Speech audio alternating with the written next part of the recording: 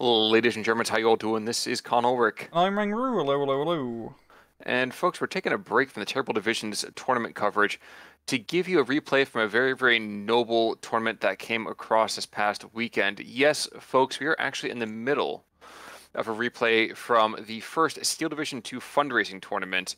And Rank's going to go a little bit into, I guess, a little bit more about who we're going to be seeing here, but I did want to give a quick shout out to all the great people from the community putting on this event, trying to go and kind of lead that fight against hunger across the world. They're raising some great money. We're going to put links down in the descriptions below if you guys want to check them out.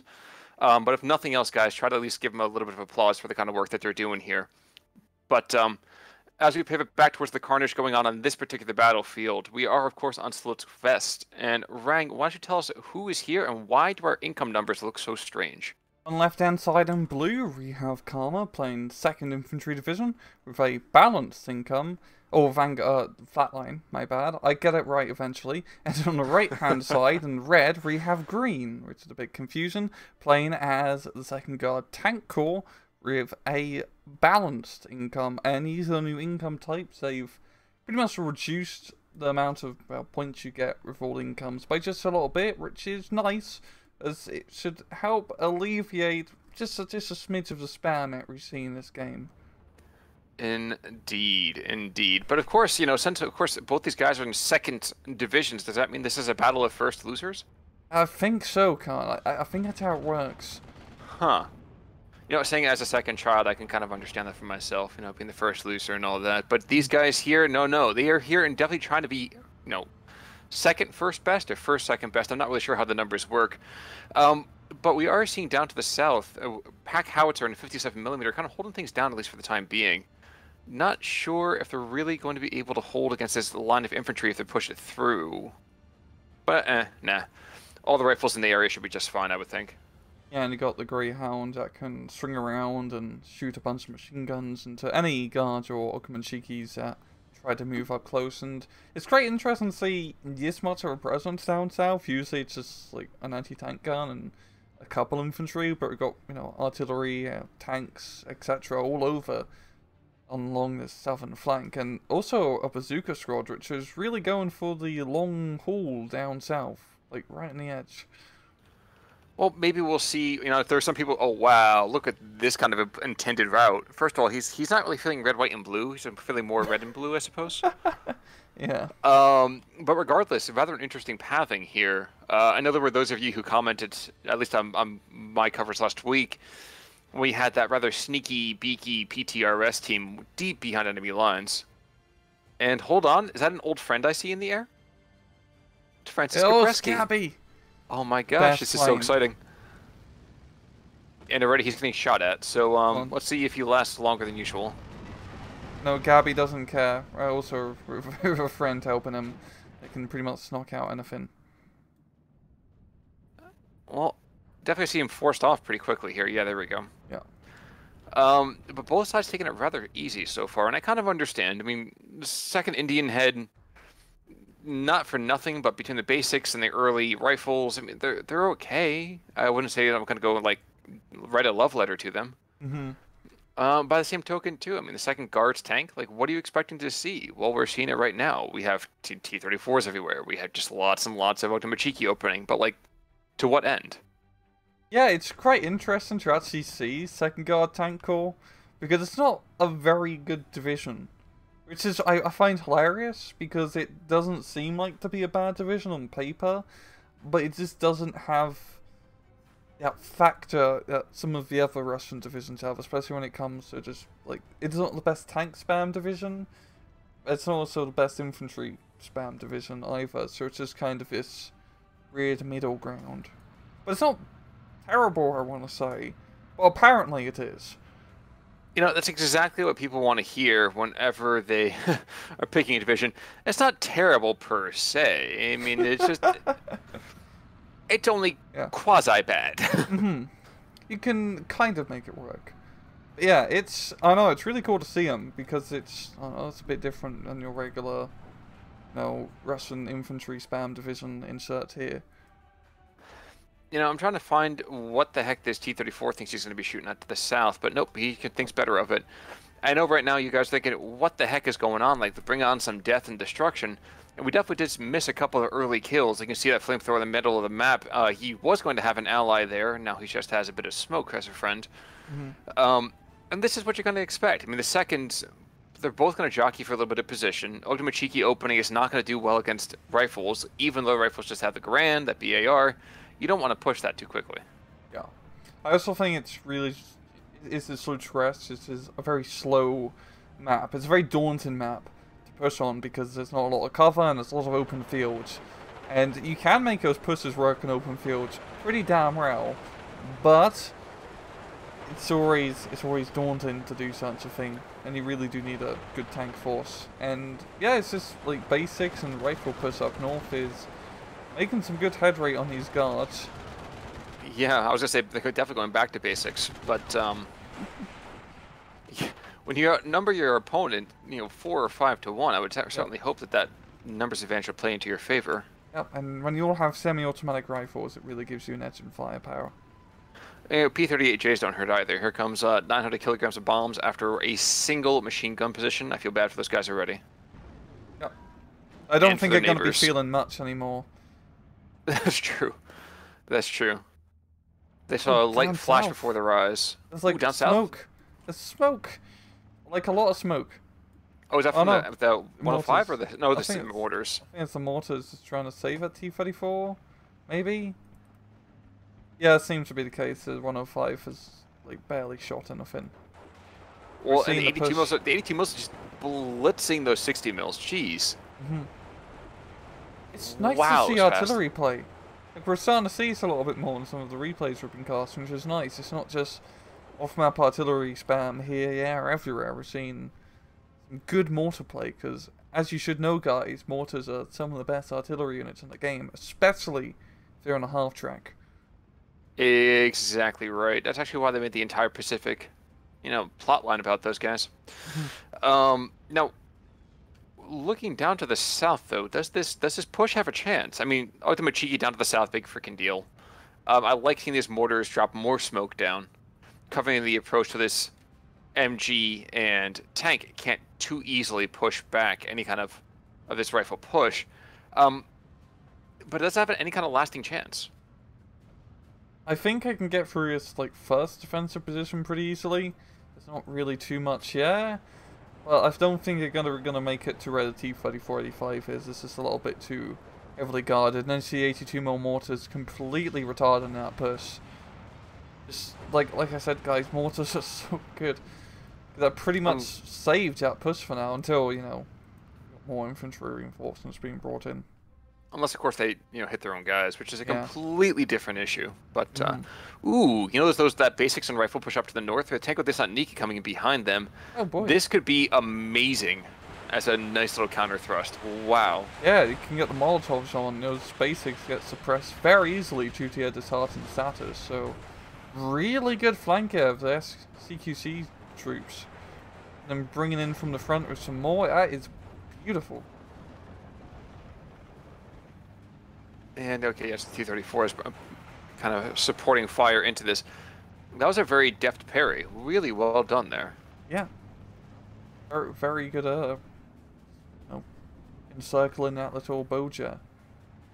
But not to be outdone, we actually see more and more material being brought into the south. More basics, kind of being plastered all over the place. And with this single surviving mortar, the 60 mil... Oh no! I was a single surviving mortar. No, there's another mill. Another stovepipe that got brought in. And indeed, he's the one dropping smoke down all around here. Yeah, and this... Yes, sir? Yeah, they were dropping the smoke earlier instead of the 82 mils I was wrong about, yeah. Well, so the 82 mils were the ones that were just absolutely shellacking their opposing number. And you see we're going to indeed have that again happen, I'm sure, just about 5 seconds or so. Yeah, just its basic push might basically work. I mean, okay, at close range, GreenHD does have that support gun. I do like how the guards just drive through the smoke. It's like, oh crap, I think I'll make a wrong turn here. Bunch of Americans in the middle of this road. And immediately they just get axed. Oh, and geez, those 82 mils are just like, they hit one thing even close. They just pound it. the American mortars into nothing, which Yeah. I'm really quite impressed by that. Yeah, I've been doing some phenomenal work, but this might just be too much infantry for Green to deal with. I mean, unless he can get these 82 mils, firing on the infantry blobs, he might be able to stop the push for now. But there he goes, bringing in those Saperis. That's exactly the type of infantry he needs in this close range fight. Yeah, but they gotta get close enough for that first, yeah. Yeah, that's gonna be the issue. Well, I don't know. I think they're gonna be able to make it in the air before the Americans completely overrun the forest. And nice thing is, well, the Americans don't really have that much anti-tank. So that T-34-76 can just run around. That's the one huge weakness for 2nd Infantry, is that the infantry really lack, those bazookas. So that bazooka on the sneaky flank, finally getting into position and getting a sneaky zook shot off, yeah. I didn't even pay attention to. I was watching as this T-34-85 is engaging the Greyhound in the 57 mil. I'm actually very surprised that the M8 is standing and fighting. That would not be my idea of a good time. Yeah. They take it out too. What the deuce? I think that's the 6-pounder got the final blow. But it's great surprising, yeah, to him to just stay and slog it out. This is America. We speak American here. It's a 57 mil. Thank you very much. Here's your complimentary 50 cal. You think that's a joke? There's a lot of truth to that in some places in Alabama. Oh crap! The off map got the off map off, but yeah, he got killed by the T-34. So yes, not going to be getting his money's worth. No, but it's a 203. So 203 in the first place. And the T-34-76 goes down, so he pays with his life. And this is the last major position before we get into that kind of arterial. Mm-hmm. And with the bazooka in the area, you can't move anything or swing around to the south. And great, a combat, big stinking deal. So I don't know. As dire as the cost may have been down here to the south, I still like that trade. Yeah. Yeah, the south map's gonna come in just in time to stun up all those Saperis, and this is a very good push so far from Karma. He's got a real lovely position. If he can reinforce this, get some anti-tank and some tanks in here, a little bit more stronger infantry, he should be able to lock that area down. And if he can push into a little factory complex just to the east, that's a pretty huge bloody deal. Yes, but that's a big if. Mm-hmm. It's a big if. You can see already that the push is being slowed down a bit by the fact that these rifles and these basics just don't have a lot of staying power. And the bazooka, just getting taken out right there. That's unfortunate for them as well. Mm-hmm. And two more T-34s. So you're going to see troops just kind of hoofing it to the front. But these are still a big ask from both of these. Ooh, whoa. That 6-pounder, as you so call it in your weird Canadian accent, is rather successful engaging these. They're both down. Yeah. What the heck? Yeah, 6-pounders are not to be trifled with, man. Or 57 mils.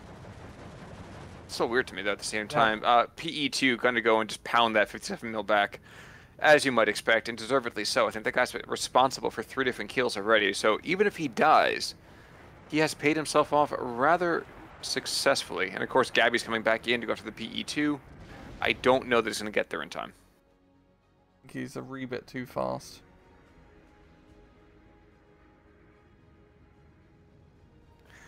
Taking a quick gander over the rest of the map. There were a couple of M4s brought into the north, and indeed we have one that survived currently. Everyone else has fallen. Yeah. And yeah, I do like the push here of the rifles moving into a lot of town, and finally getting some proper tank up here, the M4. We might be able to clear that town, and that'll be, once you hold that town, it's pretty easy to hold on to it. I am mildly amused by the fact that they keep bringing these P-47s in to bomb anti-air positions. It's like, screw you, anti, yeah? You're not my counter. Just blows them up. I mean, the P-47s are really good at that because they're fast and they're pretty resilient for fighter plane. True, it's just a little weird for me. And there's a P-38 coming the other direction trying to push back the guards and the Saperis, and I think they're not going to be in time. I think it's going to be devastating, but it's not going to be enough. Ooh. It slows him down, but he's going to probably lose his own rifle squad. Maybe you might just Interesting. get out. Hellcats and two more 57s. Oh yeah. Oh yeah, they got the Hellcats. Yeah, I think it's a very minor card though. I think it's like Yeah. 2 or 3, and it's not much. You're not And, getting a lot for it. and it's not like SD44 where they just annihilated everything. Here they're just kind of okay. Yep. Oh. And I just watched the world's slowest tank kill as the 105 howitzer fired one of its precious heat shells and took out another T-34. Which, to a certain extent, is always so amusing to me to ever watch an artillery piece fire anti-tank. Mm-hmm. On the central town position, GreenHD is starting to make some plays, such as Oakham Shiki. I think if he can, get the sight on Karma's infantry, he might be able to use the T-34s to provide some rather vital fire support. And vital fire support indeed. I'm surprised his 57 mil to the north isn't moving back down, but no, the howitzer takes out a second kill. Oh. Just that slow arc of that shell is hilarious every time. Well, just from the caster's angle, it's kind of weird to watch it move that slowly. I think the T-34 could probably just reverse a little bit to dodge it. It's like, oh, we see the anti-tank shell coming. Okay, we got like 30 seconds life, and we can, hold out a little bit. Definitely feels like a opportunity for like a bad pizza commercial. Like, we get your shell to the front line in 30 seconds or less, or it's dead. Like a Rotor 1 artillery park that shoots like exactly. pizza. Oh. Jeez, these 57 mils in the south have just been absolutely devastating. Yeah, they really have. Like, every single T-34 has been brought up as, well, perished. But the thing is that Green is still barely holding on to the position for now. He really does need some more infantry in that factory. Well, and 450 kilograms of bombs later, here we go. Yeah. Those P-47s are just bloody, they're really good planes. Especially, he's, pulling it back immediately after doing the bombing runs. But after I drop the bombs, they're just as good as the goddamn fighters. So you can just strafe targets like there's no tomorrow with the P-47s. That's certainly true, but I can't help but feel I'd rather get them off map so that way I can just kind of get them reloaded with the ordnance immediately. Point. U-34 coming in. You have a 3-star veterancy because of near the combat. I mean, he's a good tank, but he's a little bit outgunned, or outnumbered. And a little bit outgunned by the Hellcat. Indeed. So the Hellcat actually over there, I'm not sure if he's still firing his APCRs? Yeah, he's firing APCRs. Not anymore. He's down to regular APs. I get the feeling we're going to see just like an HP kill more than actual penetration. Yeah, the Rhino doesn't have a good chance. It's really all down to the Hellcat. Well, and the Hero 57 mils. Mm-hmm. Like they got him dialed in though. And there we go. There we go. The American 76 finally gets the job done. I was trying to figure out. We also have these 57 mils. Okay, so just watching. There's a couple of Russian tank positions or artillery positions up in this center area. Mm-hmm. And they're doing decently. I mean, it's not talking something really that incredible. And I think, real quick, by the way, we actually are seeing Karma maybe listening to what you had said about keeping the planes around. Unfortunately, it's a little hard to dogfight when the guy's on your tail already in the first place. And yeah, go the Akron Bs, especially if the Normandy runs, those French pilots are pretty scary fighters. 2-star veterancy, and I believe they are more agile in the P-47. So, is Gabby gonna go down? I'll be pretty sad if you lose Gabby, Karma. I'll be very, very upset. Well, that's why he's trying to play for time as he brings in his Bofors. Oh yeah. They're only getting some deflection shots, yeah. Yeah, and they know what's going on too. They're backing off. There we go. And yeah, Gabby's just gonna back out. I mean, the Akron Bs are agile, but they're not fast enough, and You got a whole another American air squadron coming in up north here. Gonna be Oh my dropping god, in he some almost ordnance. lost that Bofors just from that Yak-1B just Yep. strafing. Well, while everyone else is engaging Gabby to the south, there's been tons of bombs placed otherwise. And one thing we haven't really been paying attention to too much is the fact that it's still 1311. Yeah, like GreenHD hasn't, been in a good position this entire match, but he hasn't been in a terrible position either. It's only been a slow points loss. You know what? I think right now I got a bit of a grin coming on my face because I see like a kind of a crocodile smile over here in that main Hey. arterial. Looking forward to it. Mhm. Don't see him very often. In fact, we pretty much only see him on the Yeah. British divisions. Yeah, The it's second really Bofors? Okay. Mhm. it's really quite funny actually having the crocodiles now available for the second Indian because they are still a British unit. I believe it's just a few like attached to the second infantry at some point for dealing with in place positions. That's my guess. Especially like early on, I believe crocodiles used pretty intensively to try to knock out bunkers. That would not surprise me Yeah. inordinately. Also, Yep. like seeing we have a 152 off map in the central position, dropping his barrage a bit short, but we'll see what really goes on with that. Mhm.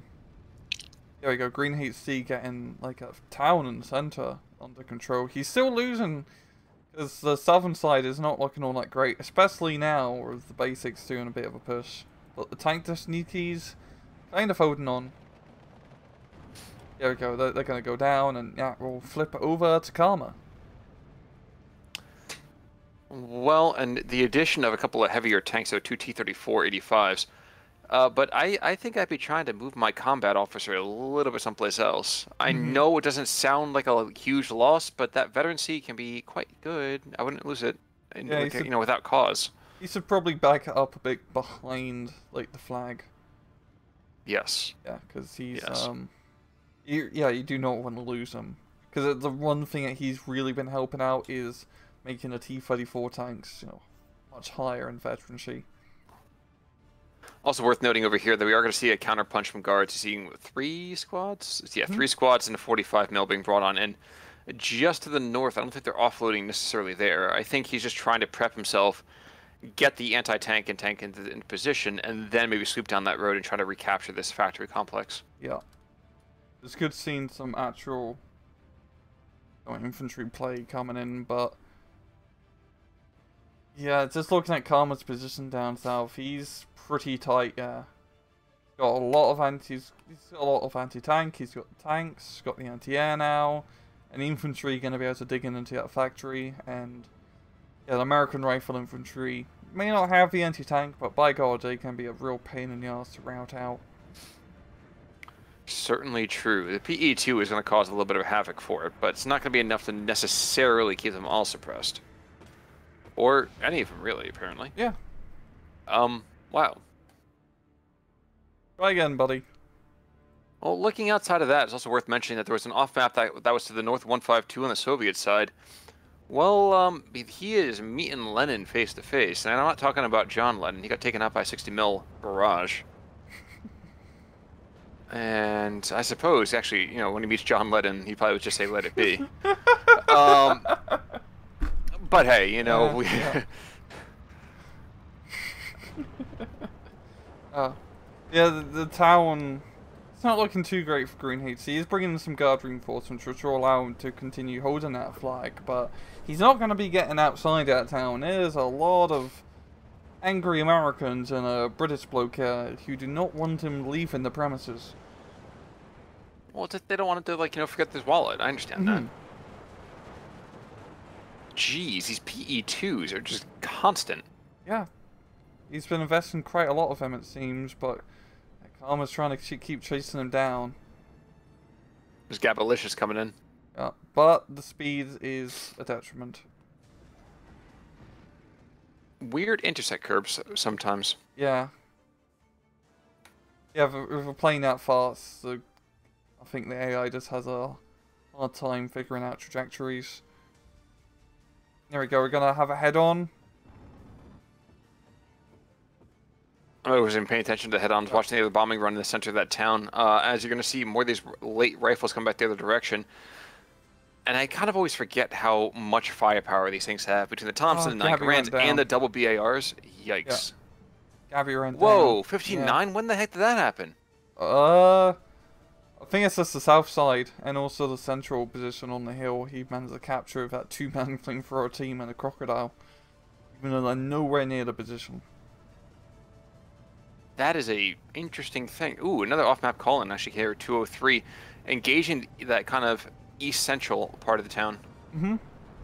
And yeah, that's gonna pretty much clear things up, and yeah, Karma's just found, you know, like the big momentous push here, and he is gaining a lot of territory. He's gonna be able to completely push through his town, it seems, once the off-map is done. I mean, you do have some reinforcements being brought in, but it's not gonna be enough.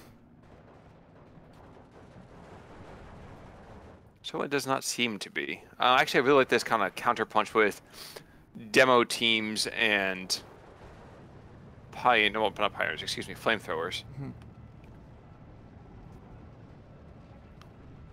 Also, from watching as this crocodile is trying to engage this 45 mil, can't imagine it'd be too much more in terms of timing before the thing falls down. Yeah. Ultima Cheeky, though, still in that house, and, well, he's gonna nuke his own troops for a second. Yeah. But friendly fire, I mean, that's just a prelude to actually winning the battle, right? Mm-hmm. So. It seems to be the case for Karma, because he is pushing through his town pretty hard. I mean, the infantry coming in just right as, you know, the off-map artillery barrage ends. So that one guard squad, not in the best position. Probably not. Well, the demo group's gonna come out, Yeah. and yep, Yeah. there we go.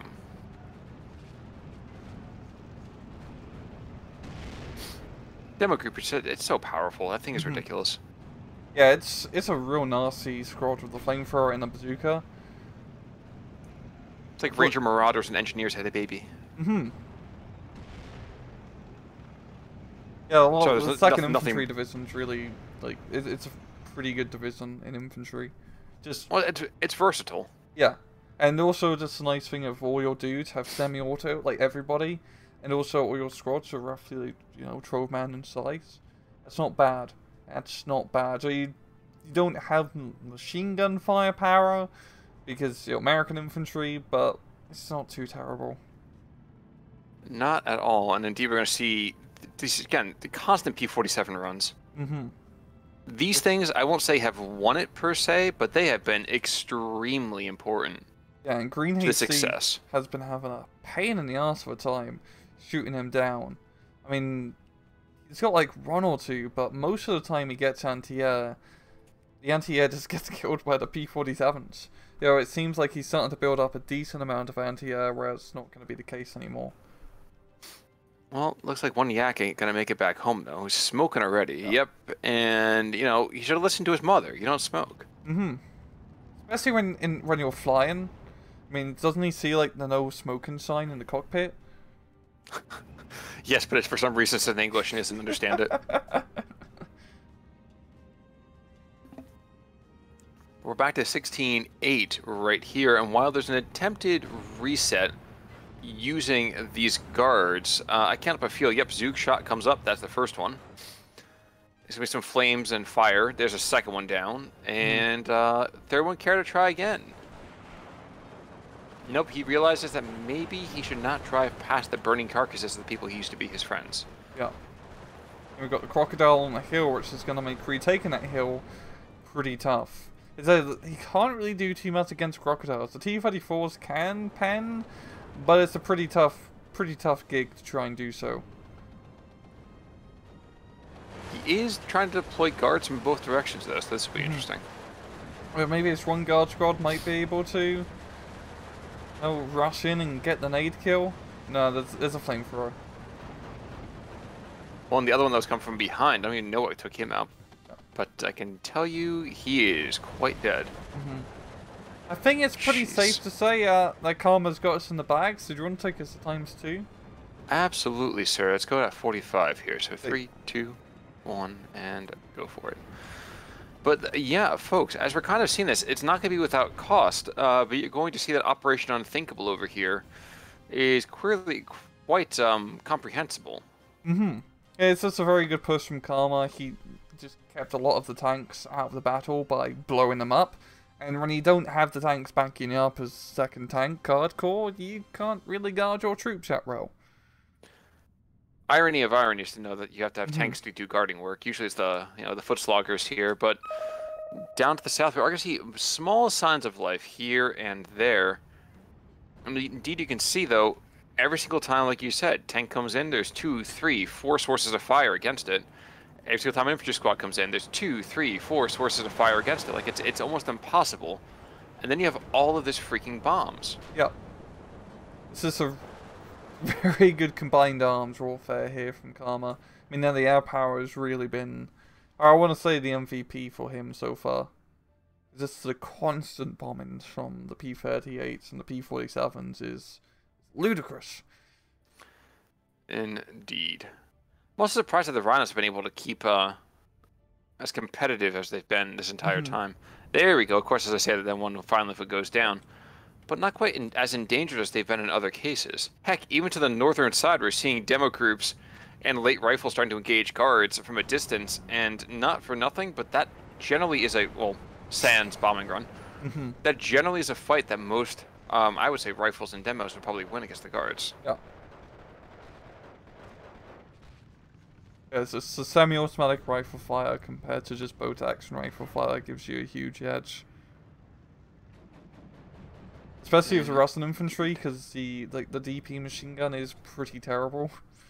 It's not that good, so No. it's not like you're bringing much firepower to the fight by having it. True. True. The thing that kind of amuses me to a certain extent is that these rifles down here have gotten to the factory complex and they're like, that's it, we're not going to go any Yeah. We cease the means of production. Why do we need any more? I mean, I do. Exactly. Yeah. Exactly. I'm not getting paid anymore to do this. Screw it. I do love this triple howitzer position, though, as it engages this...